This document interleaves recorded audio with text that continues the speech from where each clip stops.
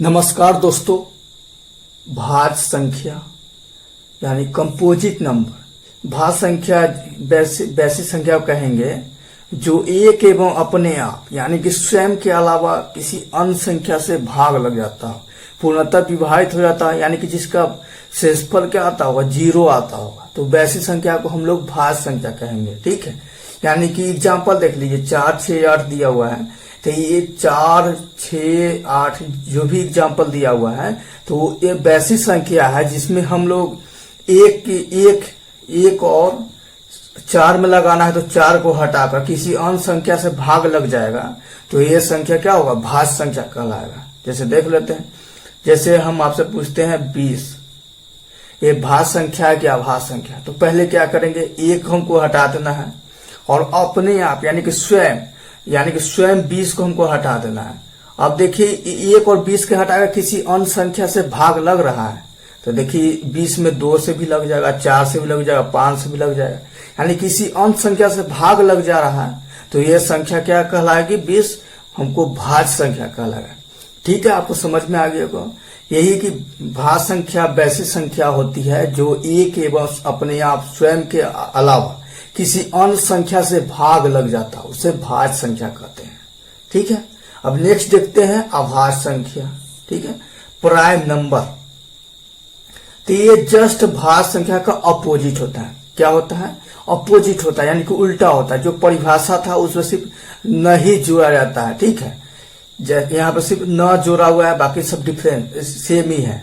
ठीक है, तो अभाज्य संख्या होगा वैसी संख्या जो एक एवं अपने आप यानी कि स्वयं के अलावा किसी अन्य संख्या से भाग नहीं लगता हो, क्या हो, विभाजित नहीं हो, शेषफल यानी कि 0 नहीं बचता हो। ठीक है, तो वो संख्या क्या कहलाती है, अभाज्य संख्या कहलाती है। अब देख लीजिए 2, 3, 5, 7, यानी कि कोई भी एक ठो उठा के देख लेते हैं। जैसे 13 को देख लेते हैं, 13 अब अभाज्य संख्या है, तो सबसे पहले नियम क्या है, एक और अपने आप यानी कि स्वयं 13 को हटाकर किसी अन्य संख्या से भाग लग रहा है। अब 2 से लगाइए, नहीं लगेगा, 3 से लगाइए, 4 से लगाइए, यानी कि 1 और 13 के अलावा किसी अन्य संख्या से भाग नहीं लग रहा है, इसलिए 13 क्या होगा, अभाज्य संख्या होगा।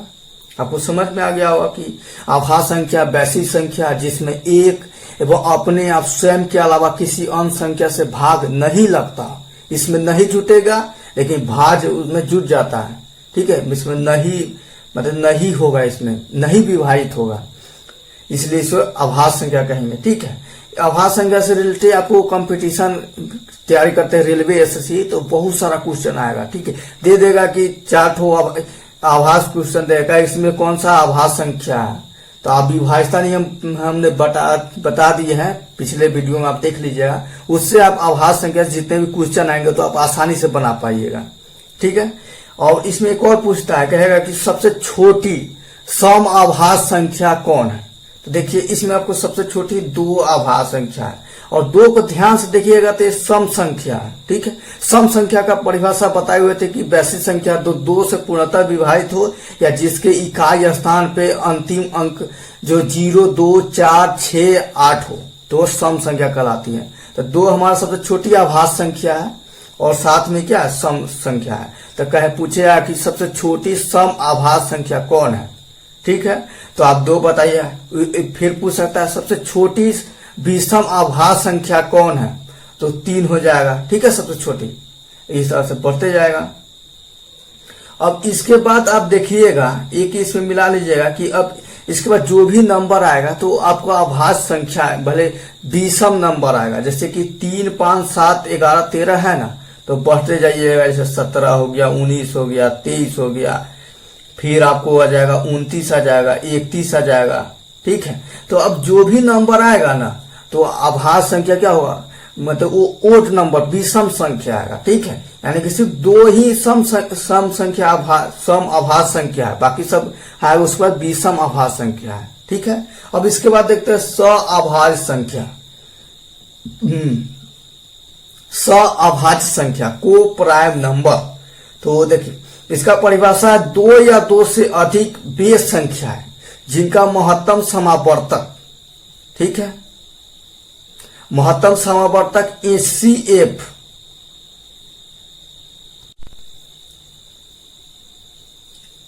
सअभाज्य संख्या को प्राइम नंबर, तो दो या दो से अधिक बेस संख्या है, यानी कि दो रहे, कम से कम दो ठो रहेगा या दो से अधिक बेस संख्या है जिसका महत्तम समावर्तक HCF, ठीक है, हाई कॉमन फैक्टर बोलते हैं, एक हो। कितना हो? एक हो। तो वैसी संख्या क्या है? सअभाज्य संख्या कहलाती है।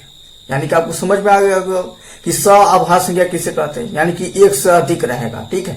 जैसे 3 11 हो गया, यानी कि 2 से 2 हो गया, चाहे इससे अधिक भी हो सकता है, 2 11 13 17, ठीक है।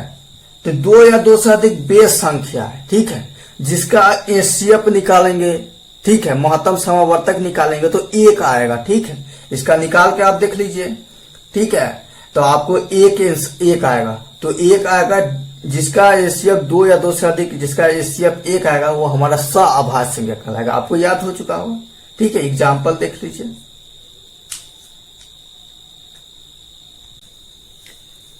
परिमेय संख्या रेशनल नंबर। परिमेय संख्या रेशनल वैसे संख्या कहेंगे जिन्हें P/Q के रूप में लिखा जा सके, ठीक है, यानी कि उसको फ्रैक्शन के रूप में लिखा जा सकते हैं, यानी कि P/Q, ठीक है, P/Q के रूप में लिखा जा सके। और जो डेनोमीटर हर होता है Q इक्वल नॉट इक्वल 0, यानी कि Q 0 के बराबर नहीं होना चाहिए, और P और Q क्या है? इंटीजर, पूर्णांक होना चाहिए। तो वैसी संख्या को परिमेय संख्या कहेंगे। जैसे 15 0 √2 √25 इस टाइप से, ठीक है। यानी कि परिमेय संख्या वैसी संख्या कहेंगे जिसे P/Q यानी कि फ्रैक्शन के रूप में लिख सकते हैं, और जो डेनोमिनेटर होता है वो 0 के बराबर नहीं होना चाहिए। तो वो संख्या, और न्यूमरेटर और डिनोमिनेटर, अंश और हर एक पूर्णांक संख्या होना चाहिए, ठीक है। जैसे एग्जांपल देखिए, 0 हो गया, तो 0 के इसे P/Q के रूप में लिख सकते हैं, क्योंकि हम लोग जानते हैं कि किसी भी संख्या में 1 से भाग या 1 से गुना दे सकते हैं। ऐसा क्यों करते हैं? इसलिए करते हैं क्योंकि 1 से गुना करने पर या भाग करने पर उसके जो नंबर है उसका वैल्यू चेंज नहीं होता, इसलिए हम लोग कर सकते हैं। इसमें 1 से भाग भी कर सकते हैं और 1 से गुना भी कर सकते हैं, ठीक है। तो देखिए, इसमें 1 से भाग करें तो देखिए P/Q के रूप में लिख दिए, जहां पे दोनों क्या है, 0 1 क्या है, पूर्णांक है, इंटीजर है, ठीक है। और नीचे वाला जो है डेनोमिनेटर Q बराबर, वो 0 के बराबर नहीं है, इसलिए 0 क्या है, परिमेय संख्या है। इस तरह इस सबको देखेंगे।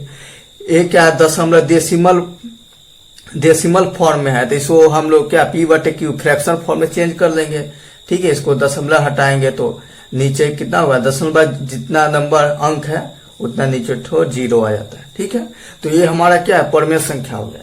अपरिमेय संख्या जस्ट परिमेय संख्या का अपोजिट होता है, ठीक है। जैसे सम विषम का होता है अपोजिट, ठीक है, सम विषम एक दूसरे अपोजिट होता है, भाज्य अभाज्य एक दूसरे का अपोजिट होता है, उससे परिमेय अपरिमेय संख्या का अपोजिट होता है, ठीक है।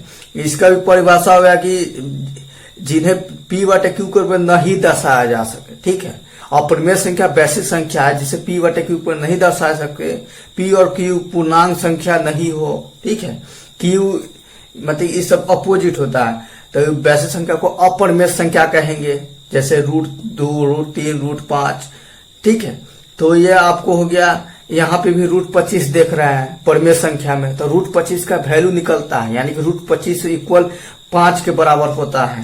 लेकिन ये सब है, तो इसको जो एक डेसिमल फॉर्म में, यानी कि इसमें रूट हटाएंगे, जब इसका वर्गमूल निकालेंगे तो ये आएगा, आपको क्या होगा कि डेसिमल फॉर्म में आएगा, लेकिन क्या होगा कि फिक्स नहीं रहेगा, ठीक है, रेकरी आ जाएगा या ऐसे बढ़ते जाएगा। तो इसलिए ये सब क्या है, क्या है, अपरिमेय संख्या है। मैं आपको वर्गमूल घनमूल पढ़ाऊंगा जिस चैप्टर में, तो आपको मैं रूट मतलब कि वर्गमूल निकालना, घनमूल निकालना बताऊंगा, 2-3 विधि से बताऊंगा, ठीक है। और अब इसके बाद आ गया वास्तविक संख्या। तो वास्तविक संख्या सिंपल है, परिमेय संख्या और अपरिमेय संख्या को मिला दीजिएगा, तो यानी कि वास्तविक संख्या में हम लोग परिमेय संख्या और अपरिमेय संख्या का अध्ययन करते हैं, ठीक है। यानी कि परिमेय अपरिमेय संख्या के संग्रह, कलेक्शन को वास्तविक संख्या कहते हैं। इसके अंतर्गत परिमेय अपरिमेय, इसमें दोनों एग्जाम्पल आ जाएगा, परिमेय का भी एग्जाम्पल आ जाएगा, अपरिमेय का भी एग्जाम्पल आ जाएगा। वास्तविक संख्या आप 9th क्लास या 10th क्लास में पढ़िएगा, ठीक है। तो मिलते हैं फिर एक नेक्स्ट वीडियो में। धन्यवाद वीडियो देखने के लिए।